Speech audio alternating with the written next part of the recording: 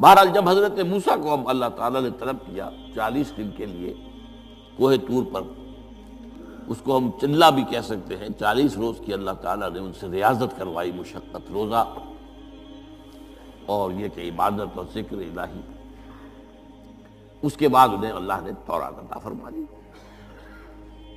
تو اسی طریقے سے وہاں 40 دن کا معاملہ ہوا حضرت موسیٰ علیہ السلام کے ساتھ۔ اس کے بعد الواح دے دی گئیں، جو پتھر کی تختیاں تھیں، ان کے اوپر جو احکام عشرہ ہیں، دی 10 کمانڈمنٹس، جو بنیاد ہے۔ جیسے میں نے کہا کہ سورہ بقرہ جو ہے شریعت محمدی کی اساس ہے، تو شریعت موسوی کی اساس وہ 10 کمانڈمنٹس ہیں، جو کہ پتھر کی سلوں پر لکھی ہوئی دی گئی ہیں حضرت موسیٰ علیہ السلام کو کوہ طور پر۔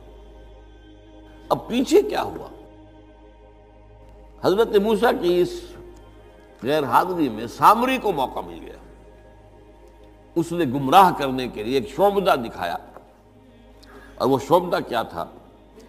آل فرعون کے جو زیور وغیرہ ہوتے تھے ان لوگوں کے، وہ ان بنی اسرائیل کے لوگوں کے پاس امانت رکھا کرتے تھے، یعنی انہیں بھی اندازہ یہ تھا یہ اسرائیلی جو ہیں یہ بددیانت نہیں ہے، یہ جو ہے اس کے اندر جو ہے نہیں کریں گے کوئی خیانت، خائن نہیں۔ بہرحال چونکہ حضرت ابراہیم کی اولاد تھے، حضرت یعقوب کی اولاد تھے، تو چاہے اور ان میں خرابیاں آ گئی ہوں گی، لیکن یہ کہ یہ اندازہ انہیں تھا کہ یہ امین لوگ ہوتے ہیں، تو ان کے پاس امانت رکھی ہوئی تھی۔ جب وہ نکلے وہاں سے، وہ ساری چیزیں بھی ساتھ لے کر آ گئے۔ اس کو کہا اس نے سامری نے کہ یہ پھینک دو، یہ تو نجس ہے، تمہارے لیے جائز نہیں۔ اس حد تک تو بات ٹھیک ہوئی۔ پھر ان کو پگھلا کر اور ایک بچڑے کی شکل بنا لی، اور اس کے اندر ایسا کچھ میکینزم رکھا کہ اس میں سے ہوا گزرتی تھی، اندر سے کھوکھلا تھا، تو آواز ایسی آتی تھی جیسے کہ بچڑا ڈکرا رہا ہو۔ اس نے کہا یہ ہے تمہارا خدا۔ یہ موسیٰ کو تو مغالطہ لگا ہے، کس غلطی فہمی کے اندر وہ پڑ گئے ہیں، کہاں گئے ہیں، کس خدا کے پاس گئے ہیں، یہ خدا تو یہ ہے تمہارا خدا، اسے پوجو۔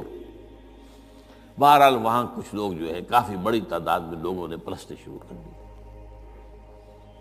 اب جب اللہ نے بتایا اے موسیٰ تمہاری قوم پیچھے فتنے میں پڑ چکی ہے، اور اس کی بھی ایک عجیب بات ہے، اس بتائی دوں آپ کو کہ حضرت موسیٰ کے لیے جو اللہ نے وقت معین کیا تھا کوہ طور پر آنے کا، آپ اس وقت مقرر سے پہلے پہنچ گئے۔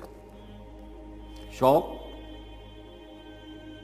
اللہ نے ایکسپلینیشن کال کی، یہ سورہ طٰہٰ میں موجود ہے۔ ما اعجلک عن قومک یا موسیٰ، موسیٰ یہ تم اپنی قوم کو چھوڑ کر جلدی کیوں آ گئے؟ ابھی تو وہ وقت معین نہیں آیا، کیوں آ گئے؟ اب حضرت موسیٰ تعجب سے کہتے ہیں کہ مجھے تو شاباش ملنی چاہیے تھی کہ تو میرا شوق دیکھ، میرا اشتیاق دیکھ، اور الٹی جو ہے ایکسپلینیشن کال کرنی پڑ رہی ہے۔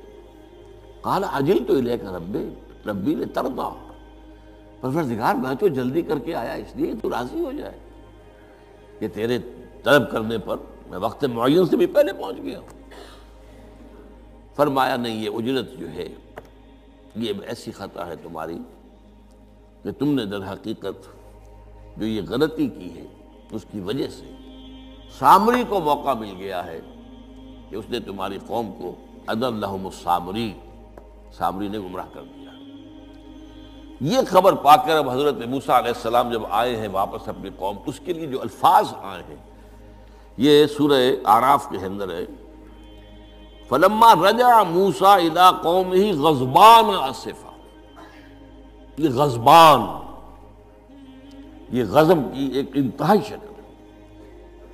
اس وزن پر عربی زبان میں جو الفاظ آتے ہیں وہ کسی شے کی شدت کو ظاہر کرتے ہیں۔ انا جوعان، میں بھوک سے مرا جا رہا ہوں۔ انا عطشان، میں پیاس سے مرا جا رہا ہوں۔ اسی طرح رحمان، جس میں رحم جو ہے وہ ٹھاٹھے مارتے سمندر کے مانند ہے۔ تو اس وزن پر جو الفاظ آتے ہیں اسی وجہ سے غضبان، تو میں کہہ رہا تھا یہ ہے جلالی طبیعت حضرت موسیٰ علیہ السلام کی، کہ انہیں جب یہ اندازہ ہوا کہ میری قوم کے کچھ لوگ جو ہیں وہ اس طریقے سے گمراہ ہو گئے، مشرک ہو گئے، وہ شرک بھی جلی شرک، خفی شرک نہیں، باقاعدہ ایک پرستش جو ہے ہو رہی ہے ایک مشرق کی، اسے خدا مانا جا رہا ہے. اسفا، بہت ہی متاسف. اب یہ دو الفاظ آ گئے، غضبان اسفا، ایک جانب غضبناک اور دوسری طرف انتہائی افسوس اور رنج کی کیفیت. چنانچہ وہاں آ کر جو الفاظ قرآن مجید میں آئے ہیں اسی جلالی طبیعت کا مظہر. وَأَلْقَى الْأَلْوَاحَ، وہ جو لے کر آئے تھے تختیاں وہ تو آپ نے ڈال دی.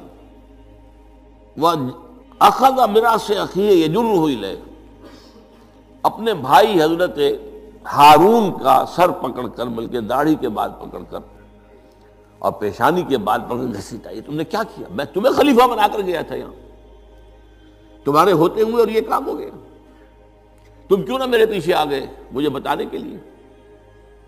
بہرحال چونکہ خلیفہ بنا کر گئے تھے، انہیں رہنا تو وہاں تھا، لیکن انہوں نے کہا کہ مجھے اندیشہ یہ ہوا کہ آپ یہ کہیں گے کہ تم نے بنی اسرائیل میں تفرقہ پیدا کر دیا، اس لیے میں نے برداشت کیا. کیا کرنا، روکتا رہا میں، لیکن یہ کہ میں نے ان کے درمیان جو ہے کوئی بہت بڑا قدم نہیں اٹھایا. لیکن بہرحال اس کے بعد جو قدم اٹھایا گیا وہاں پر وہ فیصلہ کیا گیا کہ 12 قبیلوں میں سے ہر قبیلے کے جتنے لوگوں نے یہ شرک کیا ہے، اسی قبیلے کے لوگ جو توحید پر قائم رہے ہیں وہ اپنے بھائیوں کو قتل کریں اور ذبح کریں.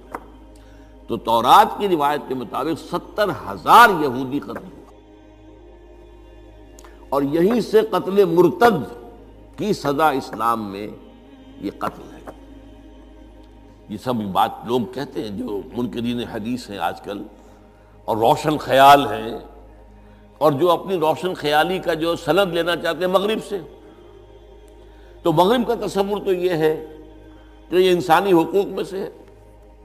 ایک مسلمان ہے، اسے اگر عیسائیت پسند آ گئی عیسائی ہو جائے، اس کا حق ہے، کیونکہ مجرم تو نہیں.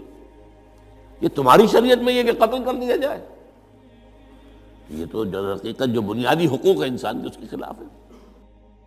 اسی طریقے سے ایک مرد اور ایک عورت رضامندی سے زنا کرتے ہیں، آپ کو کیا اعتراض ہے؟ جو ان کا حق ہے. ہاں، مائنر نہ ہو، چھوٹے نہ ہو، نابالغ سے زنا نہ کیا گیا ہو، جبر نہ کیا جائے. جبر کریں گے تو مجرم ہو جائیں گے، لیکن اگر رضا کے ساتھ باہمی رضامندی سے وہ کرتے ہیں یہ زنا تو کوئی جرم نہیں ہے، ان کی مرضی ہے.